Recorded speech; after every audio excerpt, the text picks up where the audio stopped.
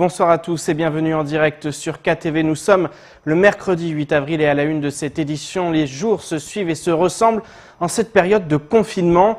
Pour les policiers, les journées riment avec contrôle des attestations et plusieurs milliers de verbalisations ont déjà été dressées. Bien qu'ils soient également touchés par le Covid-19, les effectifs de police et de gendarmerie parviennent à maintenir une présence régulière sur le terrain. Paul Arthur Avit est parti à la rencontre des forces de l'ordre dans la zone police à Mamoudzou. Reportage. Depuis le 17 mars, date à laquelle le président a imposé le confinement, 4054 amendes ont pu être dressées par les forces de l'ordre, 1090 en zone police et 2964 en zone gendarmerie. C'est environ 3500 contrôles par jour et 250 verbalisations quotidiennes.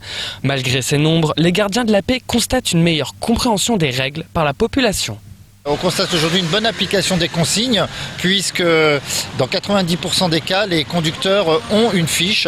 Et comme vous avez pu participer à un contrôle de manière factuelle, vous avez pu voir que même les passagers montrent des attestations. Les passagers des conducteurs de deux roues aussi et comprennent bien les mesures de contrôle. Ils savent aujourd'hui que c'est dans leur intérêt, pour leur sécurité. Une sécurité possible grâce aux effectifs mobilisés, mais aussi à l'organisation des prises de poste de ceux-ci. Le directeur de la police nationale à Mayotte a procédé à des réserves qui sont mises en place de manière à permettre un roulement de fonctionnaires de police qui sont opérationnels à tour de rôle sur les points cruciaux de la zone police et permettent ainsi de tenir 24 heures sur 24 les points de surveillance et de contrôle. Une tenue des points stratégiques qui a permis dans un premier temps de sensibiliser la population lors de la phase de prévention, dans un deuxième temps de pousser les gens à rester chez eux en verbalisant. Et comme évoqué dans notre précédente édition, le mois sacré de Ramadan risque d'être placé sous le signe du confinement. Tout porte à croire que d'ici le début du jeûne, les restrictions de liberté seront toujours d'actualité. Cependant, il n'est pas impossible de concilier l'un des 5 piliers de l'islam avec le fait de ne pas sortir de chez soi. Écoutons plutôt Saïd Kambi qui nous parle du foutari au micro de Patrick Millan. On peut peut-être pas inviter le voisin pour manger, pour partager le repas, mais rien n'empêche à ce que tu prépares un petit paquet pour le voisin et qu'il puisse partager le même repas que toi, etc. Donc rien, il y a aucune coupure, il y a rien. Donc il faut juste aider les autres, il faut juste faire manger quelqu'un. Faire manger quelqu'un, c'est pas forcément à sa table. C'est pas forcément à sa table. Aujourd'hui, il n'y a pas les moyens dus au fait qu'il y a le corona qui circule. Donc vous pouvez préparer des petits sacs et distribuer, partager ces sacs et les donner. Et l'islam, il y a une chose très importante, c'est l'intention qui compte. C'est l'intention qui compte et ta relation par rapport à Dieu. C'est tout. Donc tout ce que tu fais doit être, dirigé vers ton Seigneur uniquement, mais surtout pas le fait de regrouper les gens pour que les gens voient que tu as nourri plus de monde. Non. Et depuis le début de la crise, les collectifs citoyens ne cessent de tirer la sonnette d'alarme. En effet, entre confinement non respecté, manque de matériel et manque de personnel de santé, les pires craintes subsistent. Ce matin, nous recevions le porte-parole du collectif issu du mouvement de 2018. Pour lui, cette gestion de la crise est catastrophique à Mayotte, comme dans le reste du pays. Au montage, Leslie Vimonet. Partout en France, des voix s'élèvent pour dénoncer la gestion de la crise liée au Covid-19 en France. Pour le porte-parole du collectif des citoyens de Mayotte, certains vont devoir rendre des comptes, notamment à Mayotte. Un pays comme la France, une des grandes puissances mondiales, se trouvait surpris par une épidémie, c'est triste.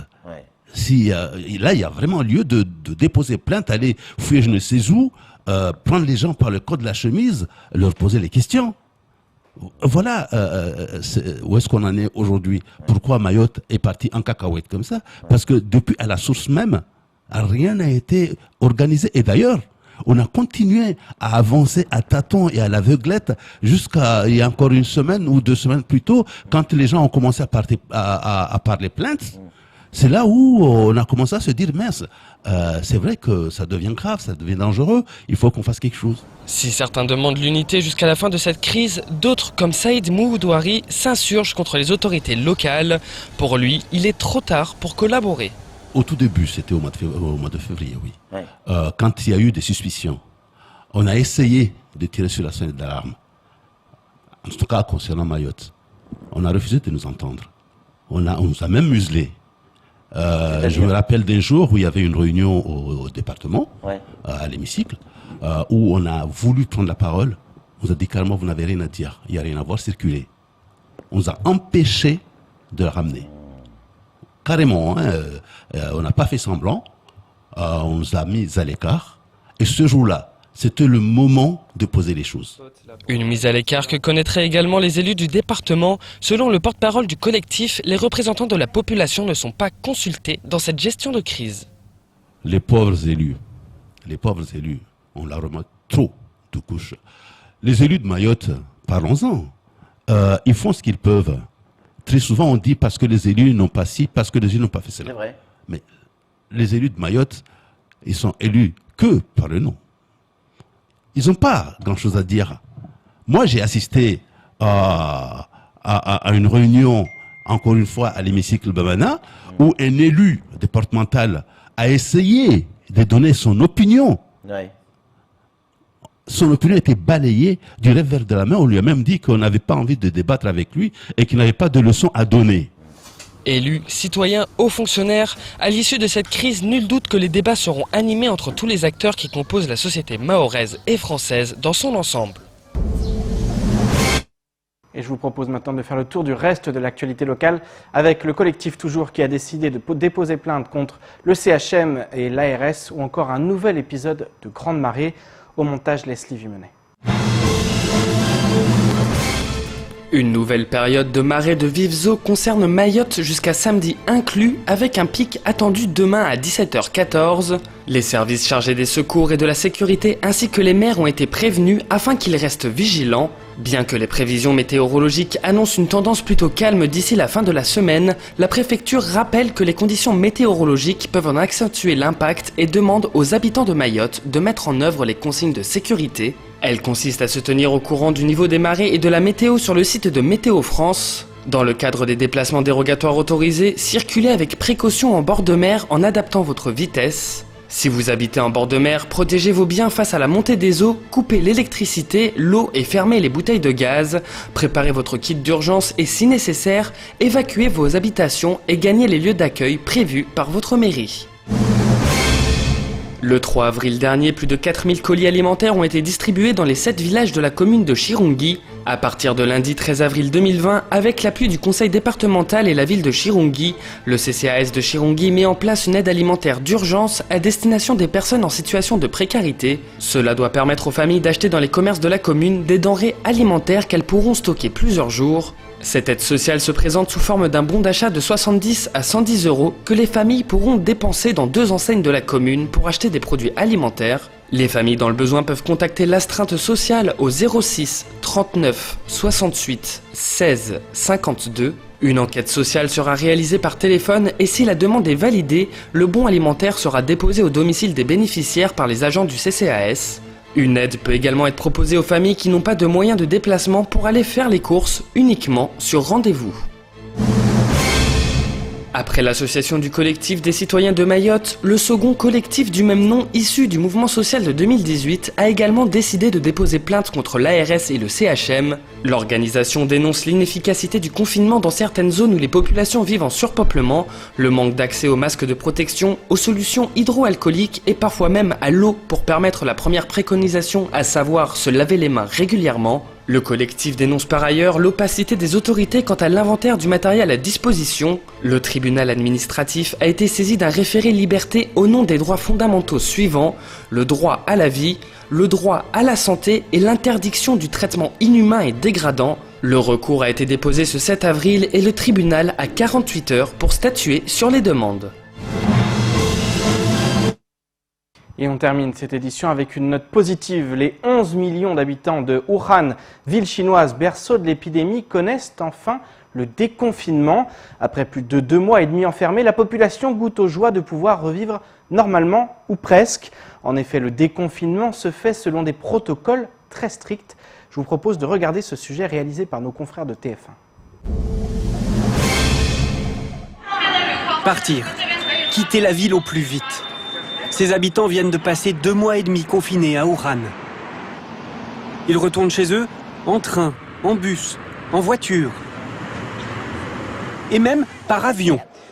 L'aéroport a repris son activité. La levée des restrictions a eu lieu cette nuit, minuit précise. Sur les façades, le visage de soignants victorieux. Dans la rue, le soulagement.